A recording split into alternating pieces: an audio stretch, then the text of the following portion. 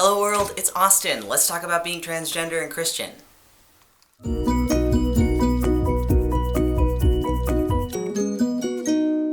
So when you want to pick up a Bible to look up a verse or a chapter, what kind of Bible do you get? Do you have one on your shelf or shoved under your bed, or do you go online and find one? Is it hardcover, softcover, huge, tiny? Does it have footnotes? Who translated it? And what original texts were used? Are all these questions making you a little bit dizzy? Well, that's okay, because today we're going to talk about Bibles. Previously, I've done videos where I've focused specifically on transgender issues, and this week I thought we would focus specifically on the Christian part of transgender and Christian. A study came out not that long ago that said the King James Version is the preferred Bible of half of Bible-reading Americans, and I thought that was pretty interesting. What kind of Bible translation we read affects how we think about God and how we think about the world around us, so it's worth looking into. First of all, why do we have so many different versions of the Bible floating around? Well, the answer is just about the same as why do we have so many different church denominations. Basically, people have been arguing about the translation of the original biblical texts that were written in Hebrew, Greek, Aramaic, and Latin, and they've been arguing about it for ages. There are two major Bible types out there when you think about English translations. There are the Bible translations that translate things word for word, and there are the ones that translate things thought for thought. So let's take Genesis chapter 24, verse 2 as an example. If you read this verse in the English Standard Version translation, you are going to get a verse that says, "And Abraham said to his servant, the oldest of his household, who had charge of all that he had, put your hand under my thigh." This same verse in the International Standard Version says, "So Abraham instructed his servant, who was the oldest member of his household and in charge of everything he owned, make this solemn oath to me." Now, why do these two different translations have a different ending to that verse? Well, the English Standard Version, or ESV, is a word-for-word translation of the text. So the translator for this verse looked at the original Masoretic text, that's one of the original texts that they look at in Hebrew, and he translated the Hebrew into English word for word. So basically, this is exactly what the Hebrew said, but the English reader is left with one problem. Why the heck is Abraham asking his servant to put his hand under Abraham's leg?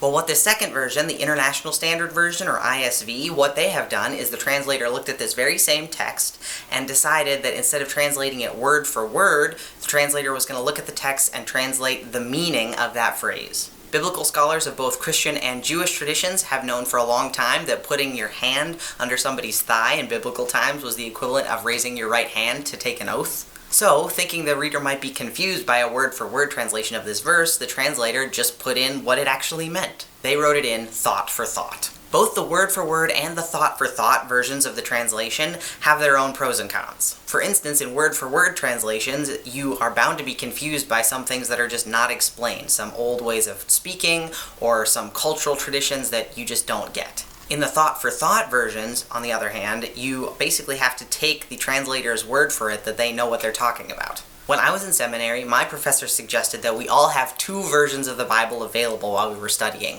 One, a word-for-word translation, and one, a thought-for-thought translation, and I thought that was a pretty good idea.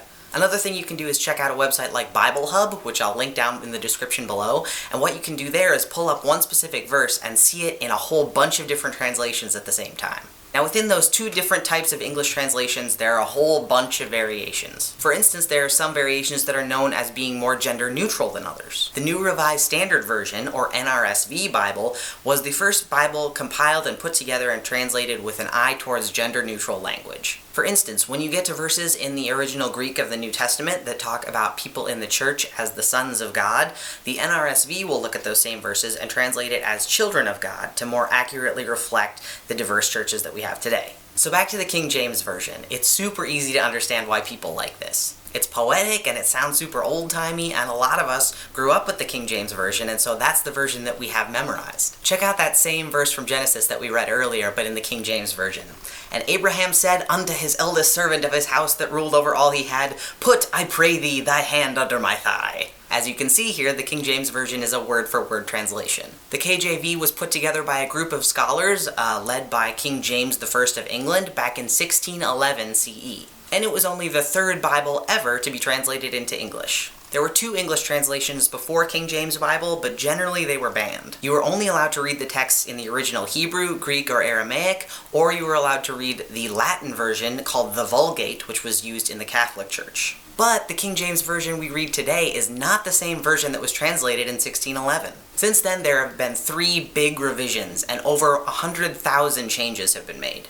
And we have to keep in mind that there are over 300 words in the KJV that no longer mean what they meant when it was written. For instance, the word suffer meant something different back then. So the KJV's version of Matthew 19:14 says, Jesus said, "Suffer little children, and forbid them not to come unto me." Other translations, like the English Standard Version, fix this for modern readers, and so they say, Jesus said, "Let the little children come to me, and do not hinder them." The King James Version is also famous for a couple of complete mistranslations, such as translating the word for wild ox into unicorn.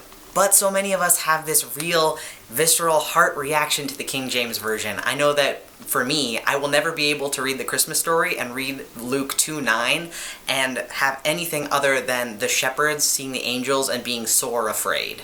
It just sounds so much better than the shepherds were terrified, which is what so many other translations say. So basically, every English translation of the Bible that exists has its pros and cons. There doesn't seem to be a best translation. When I'm studying the Bible, I know which version I want to go to when I want things to sound flowery, and when I want to know exactly what it means word for word, and when I'm confused about a social construct. Regardless, it's important to know about the history behind the translations we read, since we're not reading the original Greek, Hebrew, and Aramaic. Another good idea is to pick up Bibles that have footnotes from different points of view. For instance, I have a Jewish annotated New Testament, which uses the Christian NRSV translation, but has Jewish footnotes that help remind me that Jesus was preaching in a Jewish context. I also have the original African Heritage Study Bible, which uses the King James Version, but which has notes and texts that talk specifically about African experiences. So what does your Bible look like, and which translations do you prefer? Do you find one translation to be more helpful than another?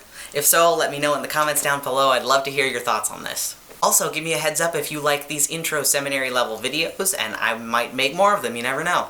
Alright everybody, we will see you back here next Wednesday for a new video. I hope you're doing well. Hit the subscribe button and hit the like button if you enjoyed the video, and we will see you back here next week. Peace.